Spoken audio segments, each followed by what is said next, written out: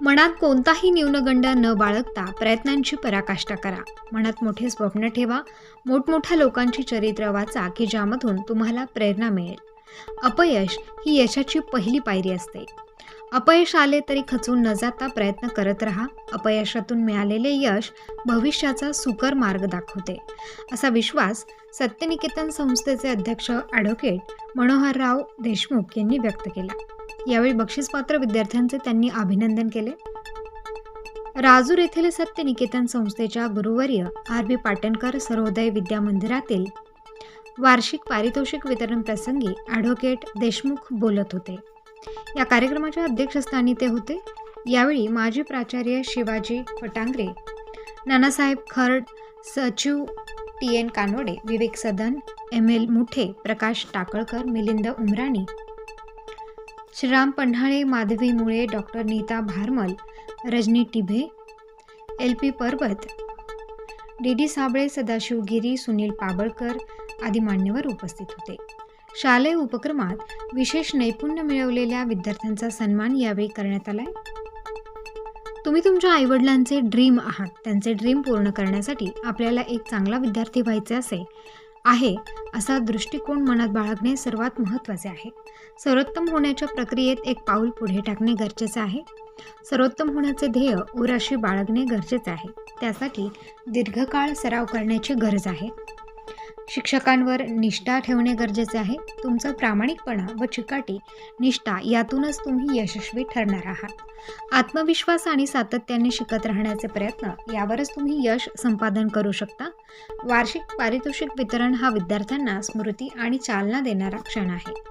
यामुळे यश अपयश हा भाग नगण्य समजून मुलामुलींनी स्पर्धेत व सहशालेय उपक्रमात नेहमी सहभाग घ्यावा, असे आवाहन माजी प्राचार्य शिवाजी फटांगरे यांनी केले. आदिवासी दुर्गम भागातील मुलामुलींना घडवण्याचे काम सत्यनिकेतनच्या माध्यमातून पाटणकर विद्यालय करत आहे, असा विश्वास त्यांनी यावेळी व्यक्त केला. प्राचार्य भाऊसाहेब बनकर यांनी प्रास्ताविक केले. सचिव टी.एन. कानवडे, कोषाध्यक्ष विवेक मदन, अभियंता नानासाहेब खर्डे यांनी मनोगत व्यक्त केले. संतराम बारावकर यांनी सूत्रसंचालन केले, तर उपप्राचार्य धतुरे यांनी आभार मानले आहेत. कारण अपयश ही यशाची पहिली पायरी असते आणि अपयश आलं तरी खचून जाऊ नका. पुढे आपल्याला मार्ग आहेत, अजून पुढे आपल्याला खूप करायचे आणि त्यातही तुमचं वय एवढं लहान आहे की आयुष्यात तुम्हाला काही खूप गोष्टी करायच्या आहेत. म्हणून त्यांनी खचून न जाता आपले प्रयत्न तसेच चालू राहावेत. सुदैवाने सत्यनिकेतन सारख्या सन्माननीय अशा चांगल्या मोठ्या संस्थेच्या छत्राखाली तुम्ही उभे आहात. इथले सर्व शिक्षकगण तुम्हाला मार्गदर्शन करणारे आहेत आणि त्यांच्या मार्गदर्शनाखाली तुम्हाला प्रतिक्रमण करायचं आहे. आणि त्यामुळे मी तुम्हाला एवढं सांगू इच्छितो की ज्यांना बक्षिसं मिळणार आहे त्यांचं तर मनपूर्वक अभिनंदन तर आहे, परंतु कुठल्याही प्रकारे तुम्ही खचून जाता कामा नये. दुसरी गोष्ट अशी की जनरली आता तुम्ही राजूरमध्ये आहात आणि राजूर हे लहानसं गाव आहे. मला कल्पना आहे ज्यावेळेस मी लहान होतो तर माझ्या वडिलांचं बोट धरून मी मुंबई इथे राजूरला यायचो. मी लहानपणी बघायचो, अरे राजूर किती छान लहानसं गाव आहे, टुमदार गाव आहे, मला असं वाटायचं. पण त्याचबरोबर मी विचार करायचो, कारण मी जिथे शिकलो ते मुलुंड गाव, त्यावेळेला राजूर एवढं राजूर सारखंच होतं. तुमच्या लक्षात आलं की नाही, त्यावेळेस ते राजूर सारखंच होतं, काही थोडं मोठं गाव नव्हतं. आणि त्या शाळेत तर शिकून मी पुढे आलेलो आहे आणि पुढे बऱ्याचशा आता माझा जो परिचय मगाशी करून दिला त्याच्यामध्ये मला बरंचसं सांगण्यासारखं आहे. माझ्या परिचयात बऱ्याचशा गोष्टी ॲड करण्यासारख्या आहेत, पण त्याकरता निष्कारण आपला सर्वांचा टाईम कळलं का, आपला व्यस्त न जाता म्हणून मी मुद्दाम एवढं सांगू इच्छितो, आज तुम्ही लहान शाळेत शिकताय, लहान गावात आहात, म्हणून तुमच्या मनामध्ये कुठल्याही प्रकारचा असा न्यूनगंड आणू नका की आम्ही लहानशा गावात आहोत, त्या लहानशा संस्थेमध्ये शिकत आहोत. आता ही मोठमोठी शहरातली माणसं शिकलेली आहेत आणि त्यांचे मोठमोठे बंगले आहेत, कळलं का, तर त्यांची आम्ही बरोबरी कशी करणार.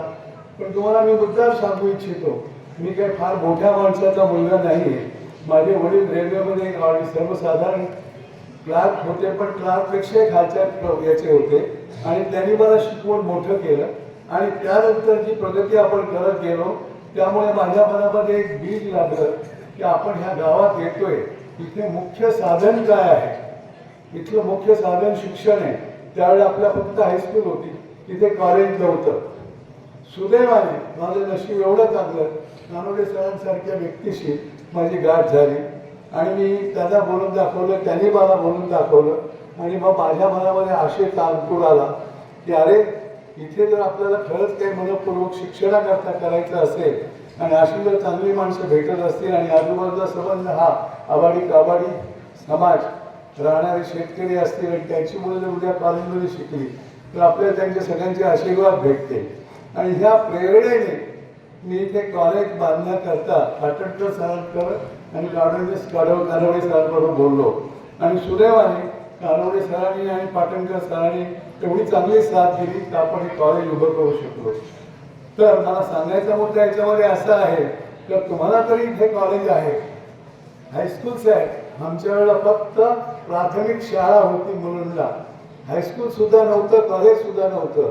आणि अशा परिस्थितीमध्ये मी शिकून पुढे उच्च शिक्षण घेऊन आता मगाशी माझा परिचय करताना काही संस्थांशी माझे संघटित निगडीत असल्यास सांगितलं, पण त्यापेक्षाही बऱ्याचशा संस्था आहेत मुंबईमध्ये ज्याच्याशी मी निगडीत आहेत. पण त्याकरता मला तुमचा सगळ्यांचा वेळ घालवायचा नाही, कारण तुम्ही सगळे अगदी अवघडून बसलेला आहात मगापासून. म्हणून तुम्हाला सांगतो, एक लक्षात ठेवा, शिकून तुम्हाला खूप मोठं व्हायचं आहे, प्रगती करायची आहे, मनात मोठी स्वप्न ठेवा. जर मनात मोठी स्वप्न ठेवली आणि जर तुम्ही विचार केला की आपल्याला पुढे जायचं आहे तर तुम्ही पुढे जाऊ शकता. परंतु एक लक्षात ठेवा की निव्वळ मनाला बरगळ घातली आणि आपल्याला आता काय लहान खेड्यात ते आपल्या आईवडील अशिक्षित आहे, माझे आईवडील त्या खास सुशिक्षित नव्हते ज्यांनी मला शिकवलं ते, परंतु मी मनासमोर आणि डोळ्यासमोर मोठमोठ्या लोकांची ध्येय धरली, त्यांची चरित्र वाचली. तुम्ही पण प्रत्येक चांगल्या चांगल्या आपल्या लोकांची चरित्र वाचा ज्यातनं तुम्हाला प्रेरणा मिळेल. मला सांगायचा मुद्दा हा आहे की तुम्ही कुठल्याही प्रकारचं कुठल्या याच्यामुळे मनामध्ये न्यूनगंड आणू नका, कारण मगाशी म्हणाल्याप्रमाणे अपयश ही यशाची पहिली पायरी असते.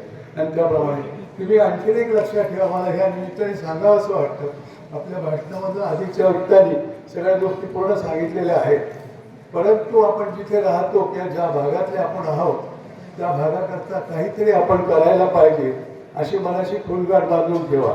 संस्कृतमध्ये म्हण आहे, जननी जन्मभूमीश्च स्वर्गादपि गरीयसी.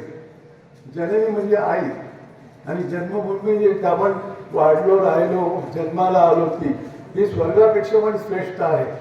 तर अशा ह्या जननी जन्मभूमीस करता तुम्हाला काय करता येईल ते पहिलं करा आणि त्यानंतर मग तुम्ही समाजाकरता करा. म्हणून आजच्या ह्या दिवशी पारितोषिक वितरणाच्या दिवशी मला तुम्हाला एक सांगायचं असं आहे की आता आपण एक तिथे शाळा झाली, हायस्कूल झालं, कॉलेज झालं, अजून आपला पुढे काहीतरी कानोडी सर करायचं याच्यामध्ये. आपण नुसतं याच्यावर अवलंबून राहायचं नाही आहे. आता आपली शाळा झाली, आपण आपल्याला याच्यामध्ये बऱ्याचशा गोष्टी आणखी प्रगती करण्याकरता आहेत आणि ते करण्याकरता तुम्हा सर्वांची, शिक्षक वर्गांची, तुमच्या सर्व मुलांची आम्हाला जरूर लागणार आहे. तुमचं सहकार्य नेहमी आम्हाला हवं आहे.